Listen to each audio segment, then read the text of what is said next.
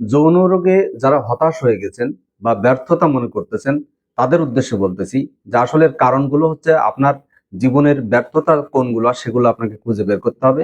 বিশেষ করে যারা যৌবনের শুরুতে অত্যাধিক হস্তমৈথুন করেছেন, যারা অত্যাধিক মানসিক চাপ বা স্ট্রেস বা ডিপ্রেশনে থাকেন, তাদের সাধারণত পুরুষের যে বিশেষ হরমোন টেস্টোস্টেরন এটা কমে যায়, যার কারণে আপনার বীর্য তরল হয়ে যাচ্ছে, পাতলা হয়ে যাচ্ছে এবং দ্রুত বীর্যপাত হয়ে যাচ্ছে এবং উত্থানজনিত সমস্যা দেখা দিচ্ছে।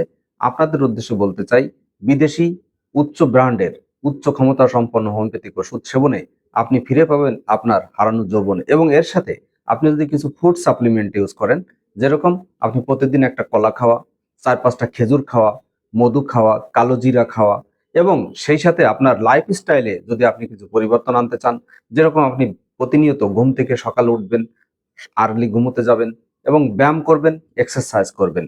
এর সাথে আপনি খাবার দাবারে আপনার একটা মেনু তৈরি করবেন, যেটা আপনি ভাজা পোড়া খাবেন না, অত্যাধিক কোলেস্ট্রল বাড়া খাবার খাবেন না, আপনি মদ্যপান, ধূমপান এগুলোকে ত্যাগ করবেন। তাহলে জীবনে একটা শৃঙ্খলা এবং লাইফটাকে একটা শৃঙ্খলার মধ্যে যদি আনেন, তাহলে আপনি ফিরে পাবেন আপনার হারানো যৌবন। সকলকে ধন্যবাদ।